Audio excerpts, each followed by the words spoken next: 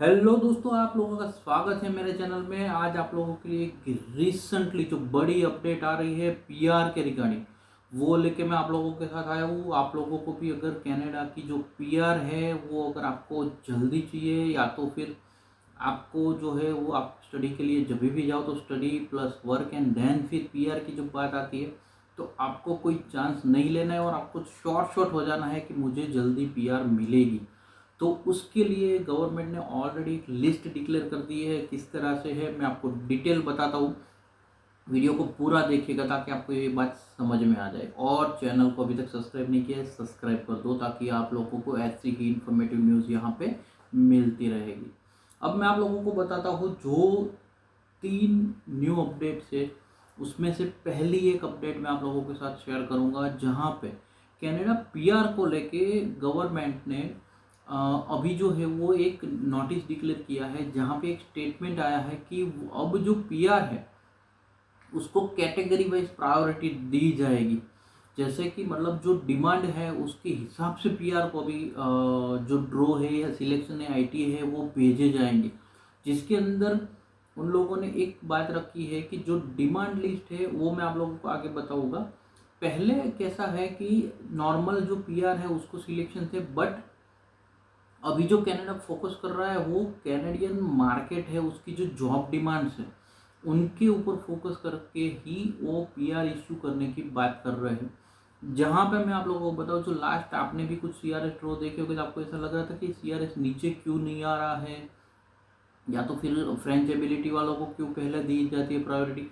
तो उसके लिए मैं आप लोगों को बताऊं कि जो भी एक लिस्ट आई है जिसमें से जो है 21.5% के अराउंड है वो जनरल पीआर के लिए रखी गई है। बाकी जो 78.5% है उसको कैटेगरी वाइज डिवाइड किया गया है। कैटेगरी में आप लोगों को आगे बताता हूँ। उस हिसाब से उस परसेंटेज वाइज पीआर के जो आईटीएस है वो भेजे जाएंगे।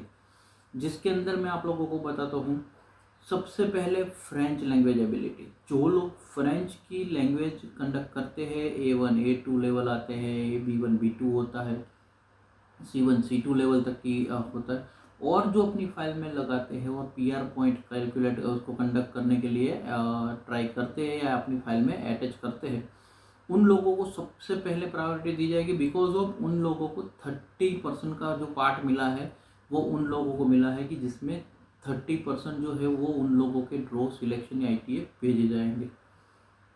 दूसरा है हेल्थ केयर ऑक्यूपेशन। आप लोगों को मैं ऑलवेज बोलता रहता हूँ, जो कनाडा की हाई डिमांड है उसमें हेल्थ केयर वालों की डिमांड बरसों से रही है। आप लोगों ने कोविड में भी एक बात देखा था कि जहाँ पे गवर्नमेंट है उन्होंने जो हेल्थ केयर के जो स्टूडेंट्स हैं उनको 20 आवर्स पर वीक की जगह 40 hours per week full day job का उसको अप्लाई कर अप्रूव कर दिया था। तो उसी तरह से हेल्थ केयर ऑक्यूपेशन है, उनको 50% जो है वो 50 मतलब 50 नहीं, 15% मतलब 15% जो है वो उन लोगों को ड्रॉ में रखा गया है।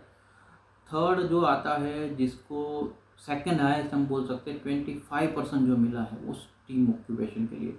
मैं आप लोगों को ऑलवेज एक बात गाइड करता हूँ कि जब भी आप कोर्स सिलेक्शन या कंट्री सिलेक्शन करो तो आप अपनी प्रोफाइल के हिसाब से करो कि आपको जिस फील्ड में करियर बनाना है उसकी डिमांड वाइज आप अप्लाई करो, ना कि मेरे रिलेटिव्स या कोई भी जो कनाडा गए हैं तो उनको सपोर्ट करने के लिए उन वो गए इसलिए जाने के लिए। स्टीम ऑक्यूपेशन की हम ऑलवेज बात करते हैं कि स्टीम ऑक्यूपेशन जो होता है वो उसकी कनाडा में ऑलवेज डिमांड रही है और फ्यूचर में भी उनकी डिमांड रहने वाली है, तभी उनको 25% दिया गया है।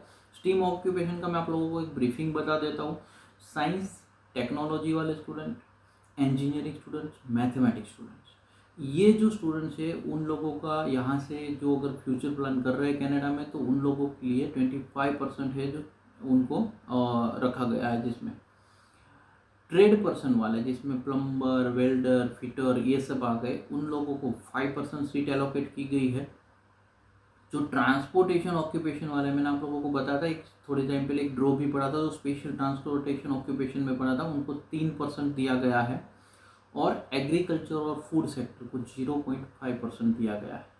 तो इस हिसाब से अगर आप देखो तो 78.5% जो है वो ये डिमांड लिस्ट वालों को आईटी इशू किए जाएंगे एंड देन बाकी के जो 21.5 मतलब 21.5% जो बाकी रहेगा वो जनरल कैटेगरी वालों के लिए रहेगा।